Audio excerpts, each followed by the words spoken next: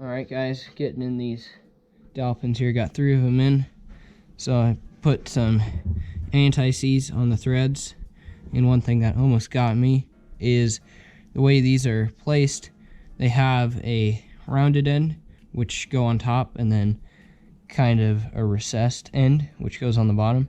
And just to get these torqued using the double nut technique, 2 nuts on the stud, lock them together, and then just tighten it down, get it pretty tight. Couldn't find any torques in the torque specs in the manual, but get it just tight.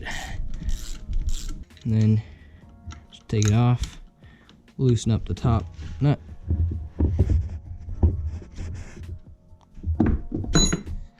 and twist them off. Alright, before we get any farther with assembling, I'm going to put on this Works Connection oil filler plug. Billet aluminum, anodized red. Pop the O-ring on here. Alright, that's the O-ring. Tighten it down. I'm not going to tighten it down, I still need to fill it once I get these side covers done. Still waiting on a part for that. But now we can get the cylinder and piston on. Get these rags out of here. Take some carb spray and clean out. Don't have the reed valves ready yet. Waiting for the replacement reeds, but got the cage here. Not going to put it on though. Before I forget, I need to throw on this little keeper here. Just keeps this in a spot. So there's a little hole right here for a bolt, and it's just gonna go on something like so. Alright, so we got our piston here, we got the rings and the wrist pin with its circlip. We got the piston here, and at the bottom we got the sheet that'll tell you what the end gap is for the rings. So we can see this for 250cc and over. Well, technically this is 249cc, so the piston and cylinder clearance here should be 0.0019 to 0.0023. So I'm going to use this 0.002 feel gauge here, and I'm going to stick the piston from the bottom,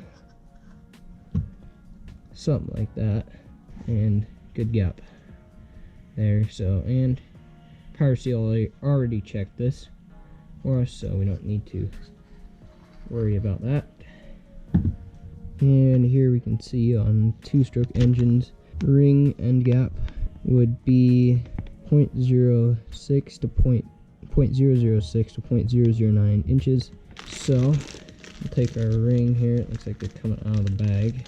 These two are both identical, and how you know which one's top, there's like a little top and a little T. I'll take a picture of it with my phone if this won't focus.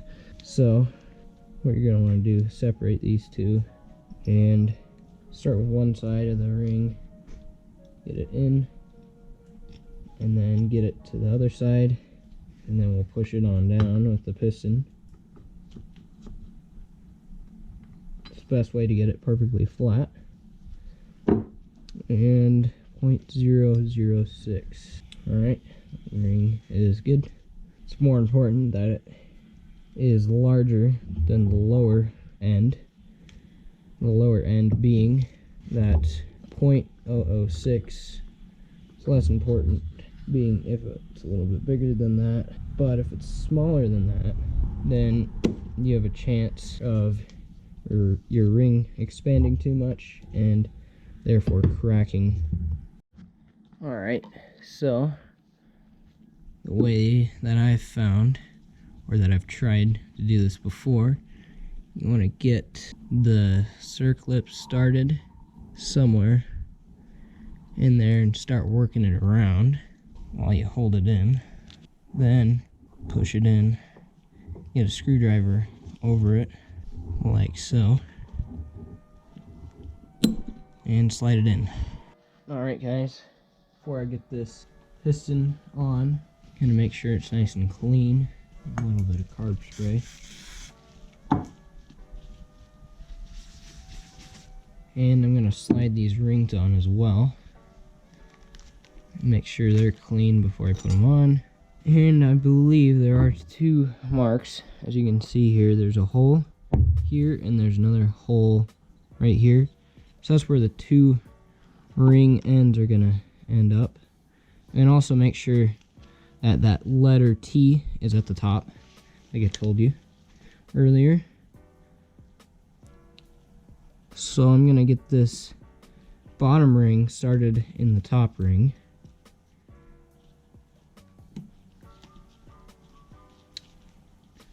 Work it around the piston like so, and then I'm going to jump it down.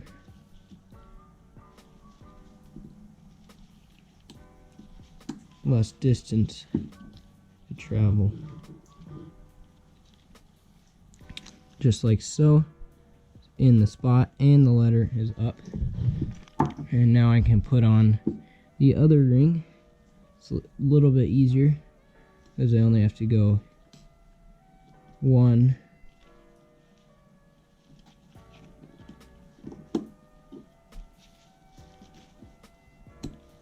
And there we go. And now I'm gonna lube up the piston here with some premix. You know, lube up the area where the wrist pin's gonna be. I am using premix to lube it, as there's going to be premix in the engine when it's ran, so just keep it the same oil. And I got a new wrist pin bearing here. When we got the bike, it didn't have a wrist pin bearing with it. Who knows what happened to that. I get it nice and lubed up here. Now we can take the piston, and an important thing about these pistons is the little triangle arrow right there that you can see. It needs to go towards the exhaust, so that would be the front of the motor.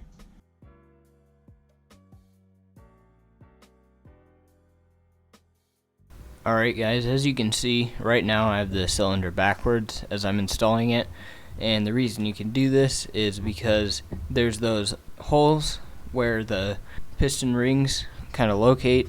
As you can see, there's actually a pin in there.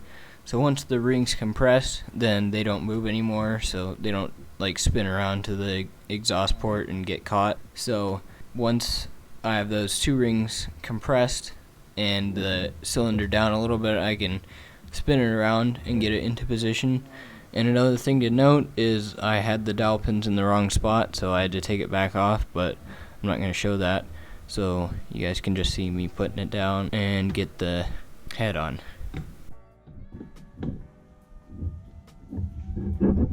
Spin a little more. Make sure everything's out of the way.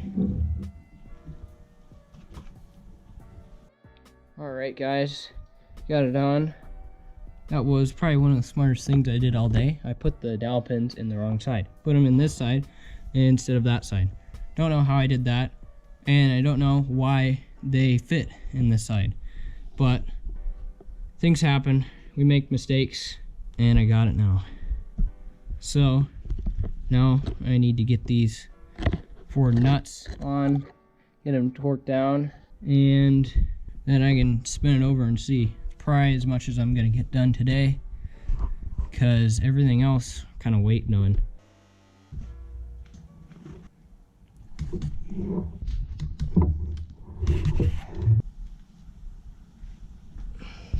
Alright guys, spins over good. Got out the Kickstarter. You can see, spins over good. Doesn't feel bad, feels really good actually. Doesn't sound like there's any binding. Tested the rings, they're scraping the oil good. And you can see down in here, you can see this is what happens when the power valve has worked up and down. Another thing I thought interesting is how close this piston comes to hitting the crankshaft. Video probably doesn't put that in perspective there, but that's screwdriver's width right there. Alright guys, let's get this motor finished up here. So, got the V-Force 3. This is what came with the bike when I got it. So, had some old reeds in it, so I threw some brand new reeds in. So it's ready to rip. Put it in like so. And the intake block here, all I did to it was polish up this aluminum here a little bit. Nothing fancy. Before I do that, can't forget to put the gaskets in. So we got a gasket here. It's gonna go on like so. Had to get this other one OEM because the engine gasket kit that I got did not have 2 of these gaskets. I don't know why. So I'm gonna get one of these bolts started in here and get it through both of these gaskets and get it started. You got 2 gaskets for this. See how you can figure it out. Looks like it's going to be something like that. Then a separator plate. Right, and then our other gasket here. And the cover. Gotta get it all lined up here.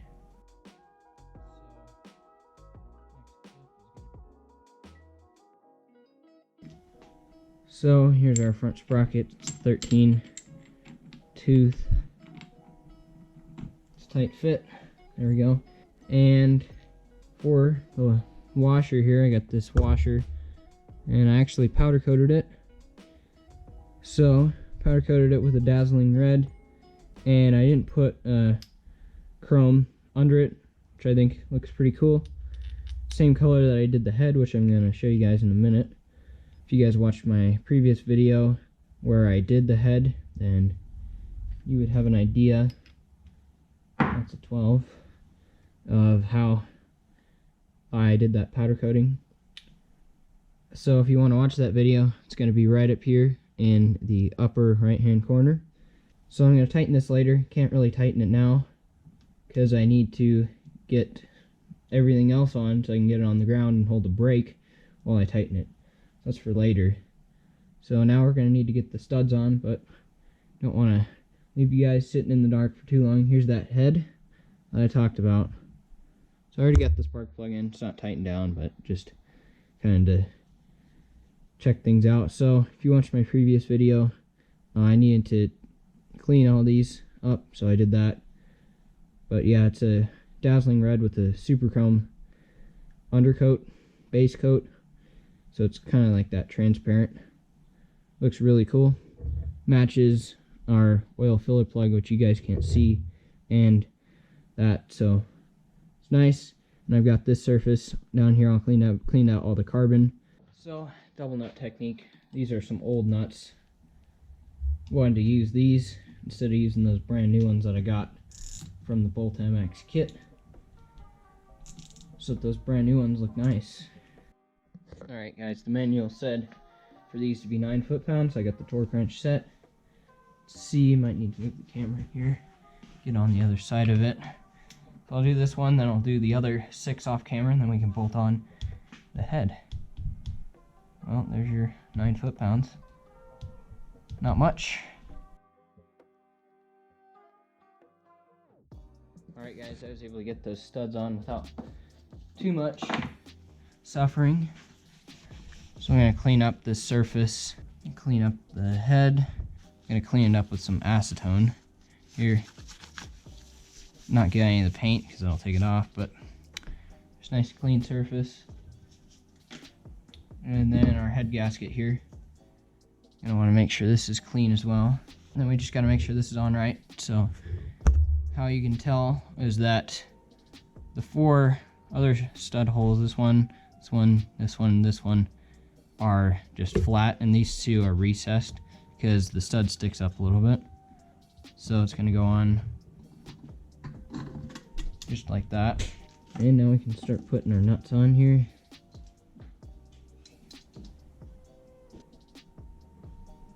So now what we're going to want to do, tighten all these evenly, just get everything starting to come down here.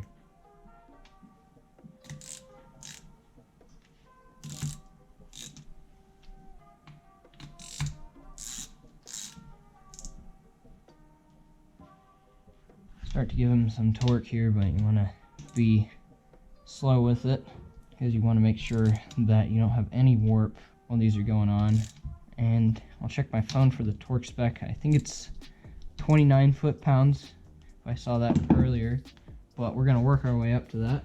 Yep, 29 foot-pounds on these head nuts. So to be consistent, work my way up there. I'm gonna start off with 10 foot-pounds, which I'm already at.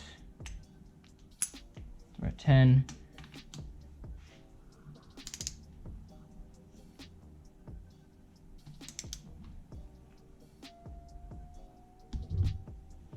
Alright, that's all 10. Now I'm gonna step it up to 18. Alright, got that head all torqued down. So now we just need to put on the RC valve cover here and get the clutch and flywheel covers done, then this motor will be finished. Couldn't forget to put on the exhaust coupler. So I powder coated this here in matte black.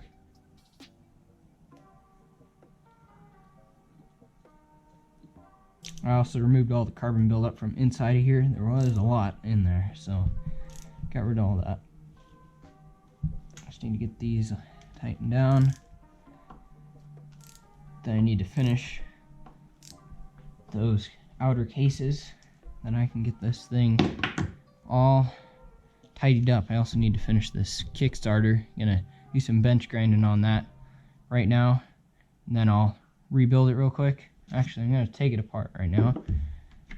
Let's see if I can't take this guy apart. Might need an impact hammer for this. Alright guys, impact screwdriver. Got this loose. I'm going to back this screw out. Holds all this into place. Here's that screw. And the rest of this should slide on out. Alright, there you go. Pretty crusty, so there you go. I'm gonna clean all this up, grease it, and then put it back in, and I'm gonna clean the casting marks off of this Kickstarter. Alright, I spent some time cleaning up all these components here. You can see the Kickstarter itself.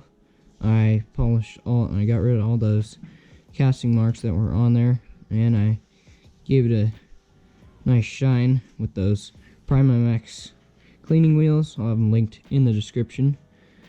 And I cleaned the cavity in here for the pivot, and as you can see, if I slide that on in, there is no resistance on there. That's good. I got the ball bearing out. It's a little bit old, but it's gonna work. And I got the spring out. Still has the factory anodization on there, and I got this little rubber seal off. So let's get this set up back together. So I got some Maximal waterproof grease here. This stuff will pretty much last you a lifetime. Get a tub of it here. Warmed it up a little bit. It's cold out here in the garage. I'm gonna get a little bit, and I'm gonna grease up where that spring is gonna be, and now I can put that spring in, a little bit more grease to hold this ball bearing in, and then we're gonna need to get the seal over. I should have done that before I got that ball bearing on. So slide the seal over. Now some more grease, ball bearing, and then give all this plenty of grease here. Not too much, but enough, because if you do this right, you'll never have to do this again, or maybe not for like 5 years. Now we can slide these two pieces back together here. Make sure that you have the sides that have been kind of worn off here going to this stopper side, something like this, and make sure that ball bearing gets in there. It's going to be a little bit of a squeeze, just like so. And if you look in the hole, I don't know if the camera is going to pick this up, there's definitely grease in there, and you can feel that ball bearing when it snaps into place. This would be on the closed position, And then it snaps to the open too. That's good. Put some grease on this screw just to give it a seal. You want all this to be a watertight seal. And we can drive this screw back on in.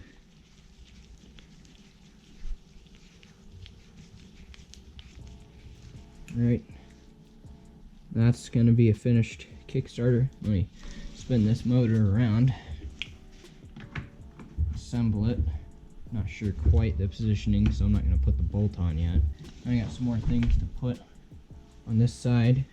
I powder coated the RC valve cover here. Let's put that on. Just want to seal up this motor here. And then for our flywheel cover, I did paint it here red. As you can see, the Honda letters are red.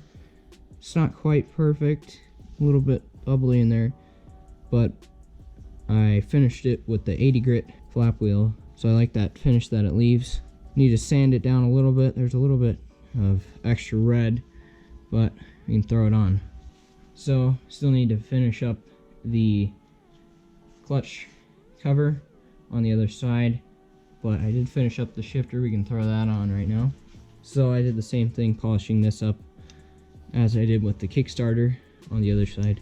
It is a little bit loose right here, so I might get a new one, but it'll be just fine. Get some pictures of this motor here.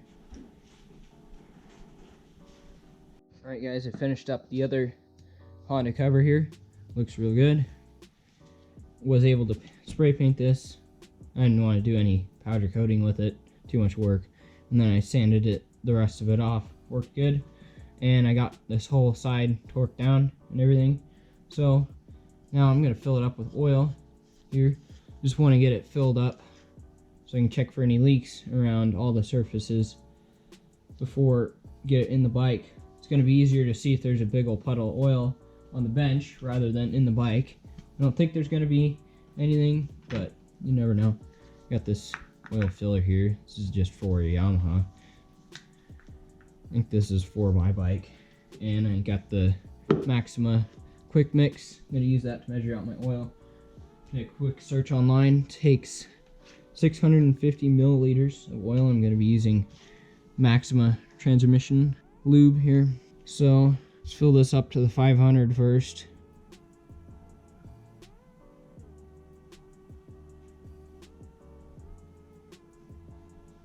Let's do it again. So up to the 125 mark.